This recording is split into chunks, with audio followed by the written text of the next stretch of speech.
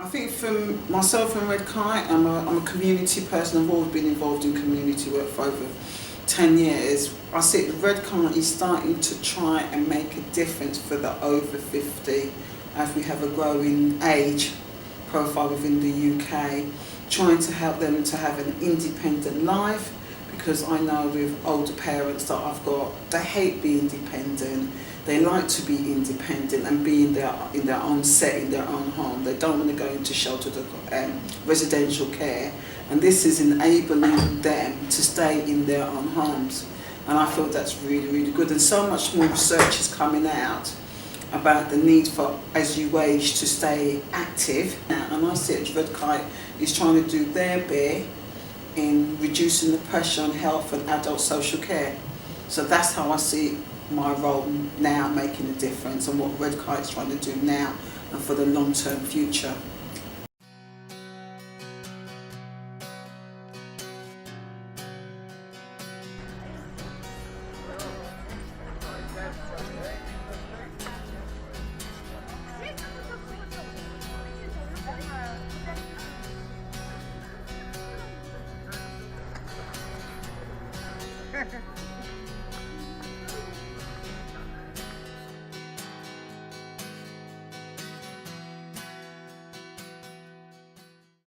The basic situation was that there's an asset within the community called playing fields that have just fallen into disrepute over the just fallen down.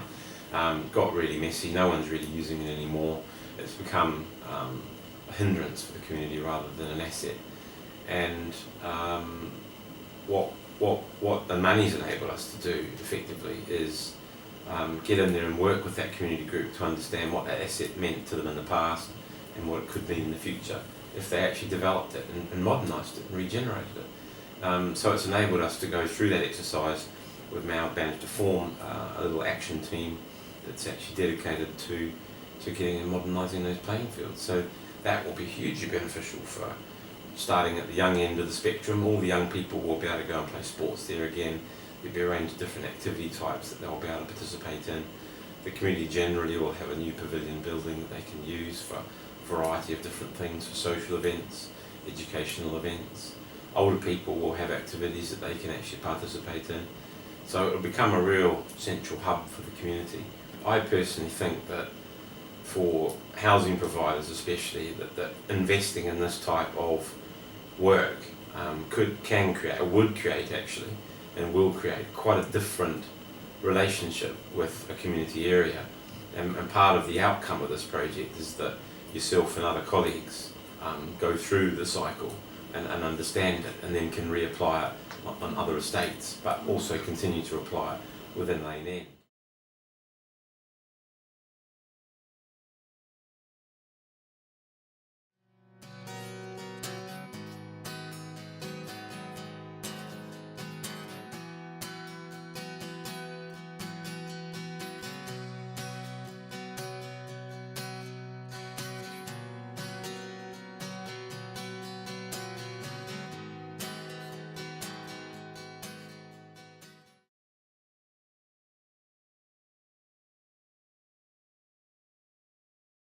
Yes, oh, it has helped. Because you see, today we still wouldn't have covered our costs, even with 18 people in there. No. If we'd got room for 24, we would just about cover our costs. Yes. So it's important that otherwise, I mean, if we didn't come, how many is there of you at the moment? 3 or 4, isn't there, of you from here? 3 from here. 3 from here at the moment. Yeah. They couldn't have it at all, you see. So Yeah. it is important from the point of view of keeping the numbers up and covering the deficit, which we do have. But no, I mean, we couldn't manage without grants in that respect. We do need subsidies, and we're very grateful for them. But we couldn't have done it if we hadn't had your money, if you see what I mean. Yeah. Because the money we try and raise, goes for things like that.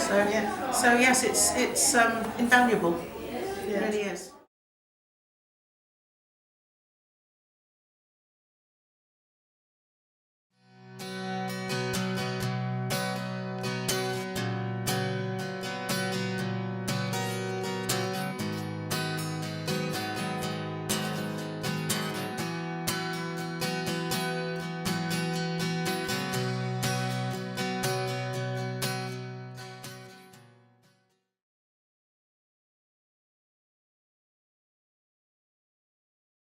My name's Jean Peasley and I'm the Secretary of the Wrights Meadow Centre. We're standing here at the Wrights Meadow Centre building site at the moment. The Wrights Meadow Centre is going to be a community facility in Wickham Marsh.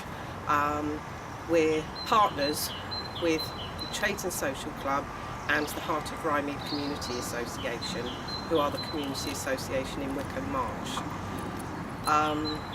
The building is funded by Wickham District Council, the Trades and Social, and also a private funder. But we're also very fortunate that Red Kite has given us £20,000 towards fitting out the inside of the building. We very much see it as a focal point and a hub for Wickham Marsh.